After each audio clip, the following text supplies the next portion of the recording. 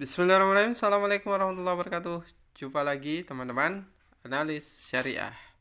Jadi ini karena ada yang tanya valuasi saham SIDO muncul atau prospek investasi SIDO jangka panjang seperti apa. Nah ini teman-teman, kita akan melakukan video screen capture. Nah, kita yang teman-teman lihat saat ini adalah grafik harga saham SIDO per 5 hari dan per 6 bulan.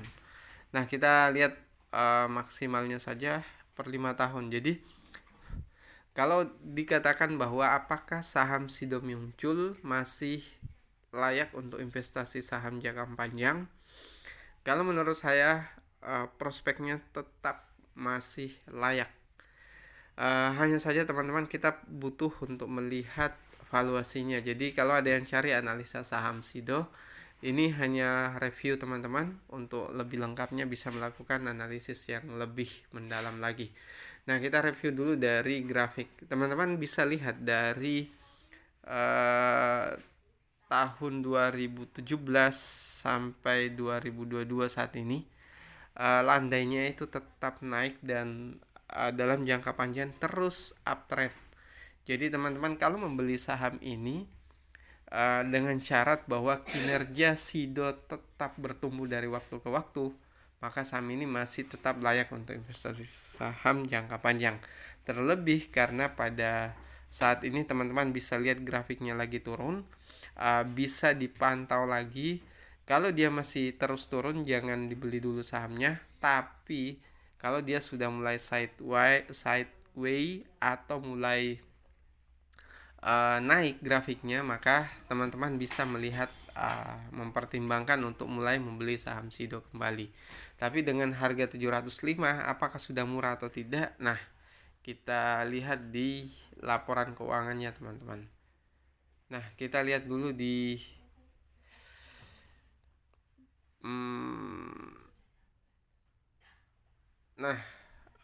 kita lihat dari total sales untuk kuartal 2 ya.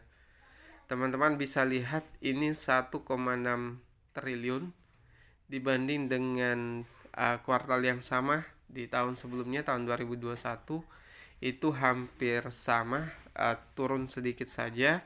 Hanya kalau kita lihat di 5 tahun terakhir, itu total sales-nya bisa kita katakan terus bertumbuh, walaupun pertumbuhannya tidak signifikan, hanya sekian persen saja, tapi ini tetap tumbuh teman-teman. Dan kalau kita lihat dari sisi gross profitnya juga demikian. Di tahun 2019 itu 758 miliar dan tetap naik di tahun 2022. Bahkan bisa kita katakan bahwa ini adalah salah satu saham yang anti krisis. Di saat pandemi, saham-saham lain sedang merugi, saham ini bahkan tetap bertumbuh. Bisa dilihat teman-teman dari laba bersihnya.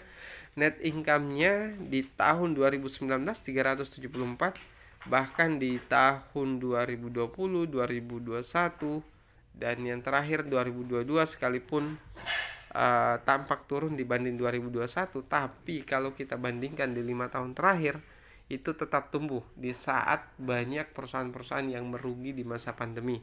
Salah satu alasannya karena produk SIDO ini masih terkait dengan produk kesehatan, di mana orang-orang pada masa pandemi sibuk mencari cara untuk meningkatkan imun, dan SIDO muncul punya produk terkait itu, sehingga di saat pandemi sahamnya juga tetap naik dan tidak mengalami kerugian seperti saham-saham lainnya.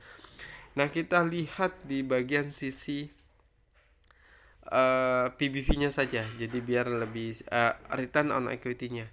Kalau return on equity saat ini adalah 27,5% di kuartal 2, itu mungkin bisa kita katakan turun dibanding tahun 2021, tapi antara 2019 2020 itu tetap naik teman-teman. Jadi ini kalau kita lihat ya, secara umum ini tetap bertumbuh Adapun tahun 2021 kenapa sedikit lebih tinggi? Teman-teman bisa lihat di perusahaan-perusahaan lain, hampir rata-rata tahun 2021 itu perusahaan itu naik laba bersihnya, karena alasannya karena di tahun 2020 banyak orang yang menghentikan aktivitas jual belinya karena masa pandemi. Sehingga di tahun 2021 itu perusahaan rame-rame naik penjualannya, tapi kemudian perusahaan yang tidak berkembang itu biasanya akan kembali turun. Berbeda dengan Sido, Sido turun tapi tetap kalau kita bandingkan 2019 itu tetap naik. Nah, kemudian kalau kita lihat dari sisi utang itu bahkan tidak sampai 0,1 kali. Tidak sampai 10% teman-teman. Total equity-nya itu 3,2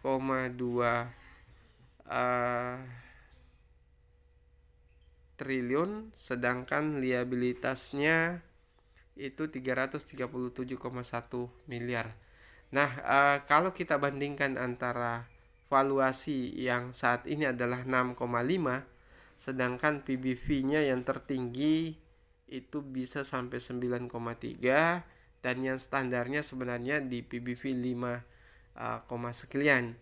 Jadi kalau teman-teman masuk di PBV 5, sekian itu termasuk aman untuk membeli saham ini. Lalu kenapa PBV-nya terlalu mahal dibanding perusahaan lain? Ada yang 1, ada yang hanya 2 kali.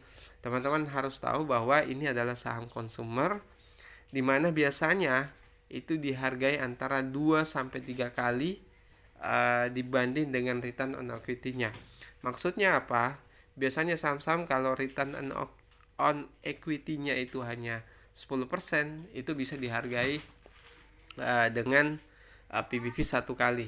Tapi kalau saham konsumer, misalnya return on equity-nya itu 10%, itu bisa dihargai sampai 3 kali PBV-nya. Nah, karena ini dengan return on equity anggaplah sampai 30% ya kalau kita rata-ratakan, maka kalau dihargai 2 kali itu sekitar 6, sekian kali PBV yang yang pantas untuk saham Sido muncul ini. Jadi teman-teman dengan PBV 6,5 kali bisa kita katakan itu tidak terlalu mahal untuk saham-saham sekelas Sido, tapi teman-teman juga harus tahu bahwa dia biasa dihargai di 5,1 sekian, sehingga kalau teman-teman masuk di harga seperti itu dengan PBV 5, sekian itu jauh cukup aman teman-teman.